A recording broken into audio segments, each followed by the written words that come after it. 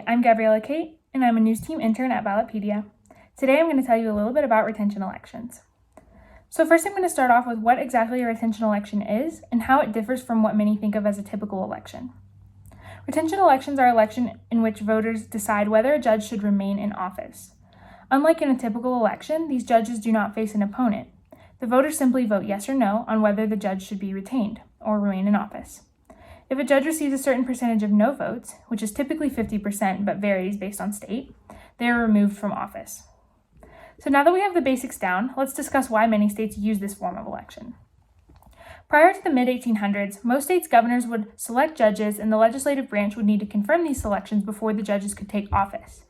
In 1832, Mississippi became the first state to use partisan judicial elections. By 1861, however, 24 of the 34 states had an elected judiciary. Every state to enter the Union post-Civil War used some form of a judicial election. States experimented with different forms of judicial election throughout the remainder of the 19th century and beginning of the 20th century. For example, Cook County, Illinois, was the first jurisdiction to use nonpartisan election of judges in 1873.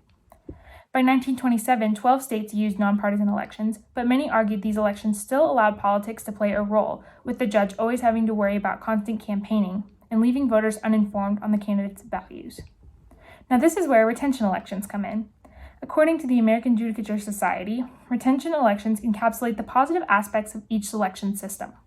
They eliminate the need for constant partisan campaigning and give the voter the power to remove a judge if necessary. In 1940, Missouri's assisted appointment method, which is also known as the Missouri Plan, solidified the importance of retention elections. Through this plan, judicial commissions nominate judicial candidates for the governor's consideration. The governor then appoints one of those candidates to the judgeship with a predetermined time frame. That new judge then runs into a retention election after a specified term. If initially retained, they will need to reface retention elections after each subsequent term. An exception to this norm is found in Vermont, where justices are retained by a state legislature rather than by popular vote.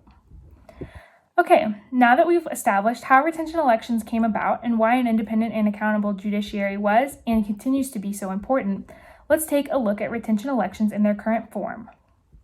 So different states do this differently. For example, Alaska, Colorado, Iowa, Nebraska, New Mexico, Utah, and Wyoming use retention elections for all levels of the court. Maryland and Montana, though, only use retention elections for the court of last resort. Arizona, California, Florida, Indiana, Kansas, Maryland, Missouri, Oklahoma, South Dakota, and Tennessee only use retention elections for appellate courts. Idaho only uses retention elections for its magistrate courts. Illinois, North Carolina, and Pennsylvania initially hold partisan elections, which are followed by retention elections after subsequent terms. Now let's get into the arguments for and against retention elections. Those in support of retention elections point to the protection of judicial independence and accountability. As far as independence goes, under retention, judges neither compete against other candidates nor fundraise for campaign after campaign, making them less likely to be influenced by or beholden to anything outside of the law.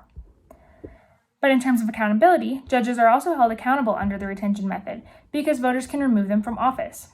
By consulting judicial evaluations, which are typically penned by a Judicial Performance Evaluation Commission, voters can take into account a judge's integrity, impartiality, legal ability, temperament, court management, health, and sensitivity.